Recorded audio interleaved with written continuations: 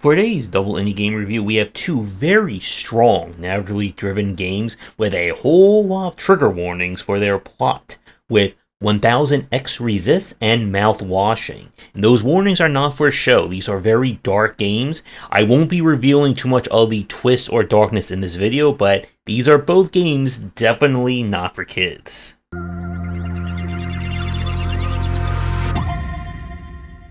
1000XResist takes place 1,000 years after the fall of humanity, when an alien creature known as the Occupant arrives to Earth. It brings with it a disease that wipes out all of humanity except for one lone girl named Iris, who after that event rebrands herself as the All-Mother and using cloning technology rebuilds society quite literally in her image.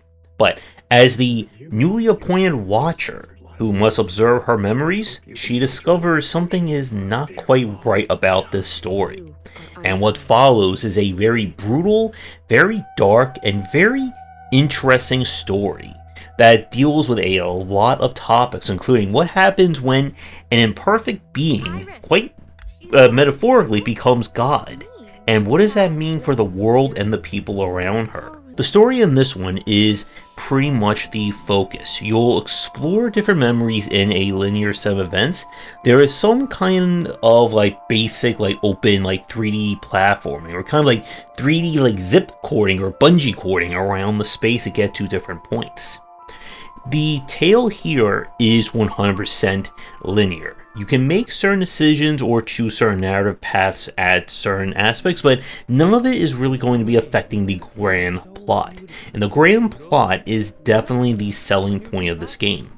Each chapter is told in both various styles and various time periods, as you jump back and forth to learn about how did Iris respond to the various events happening to her life, her parents, friends, and the world around her.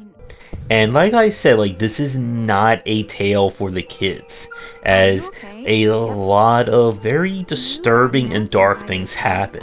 And that is definitely the selling point of 1000XResist, that this is a very unusual and very original tale that we really don't see told in pretty much any medium around. I really like this one from a narrative point of view, and it's rare for a game story to really pull me in like this one. And much like our second game for the review today, what makes this game work and the story that it's telling, I can't tell you in this review, because it would be majorly spoiling the entire reason for playing it. There are some gameplay sections when you're kind of slingshotting, bungee slinging your way around open space, but they're kept relatively benign. This is not a game, again, that's going to be about challenging gameplay, platforming, shooting, anything like that. The story is what's going to be the major reason to play this one. And 1000XResist is a lot longer of a game than I gave it credit for. And unfortunately, saying why and what happens would be a major spoiler. But I do really like the questions this game asks, and especially where this plot will lead. If you're someone who loves games for a very strong and original narrative, I highly recommend 1000XResist.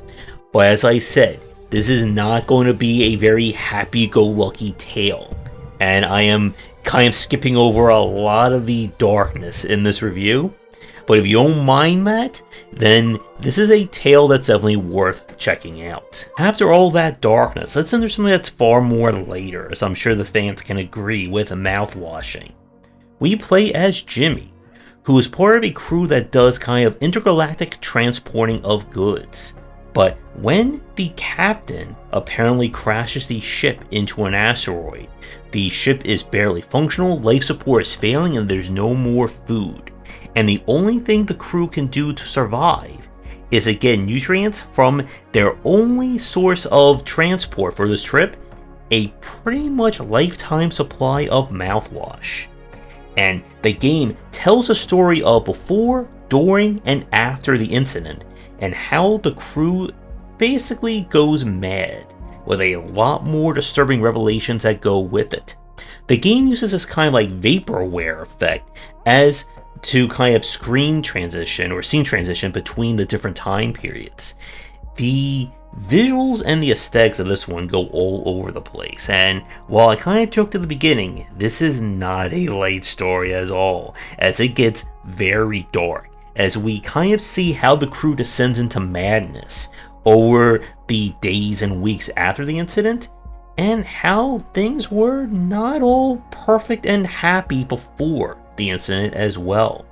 There are some very amazingly written monologues that go across the crew here, as each one is kind of left to, I guess, like, see the end of things their own way. And I can tell you that no one is going to guess both the twists and the ending that befalls them at the very end of this one. Like 1000XResist, this is not a long game at all, and it is more narratively driven. Now, there are some puzzles and incidents that you will have to kind of interact with.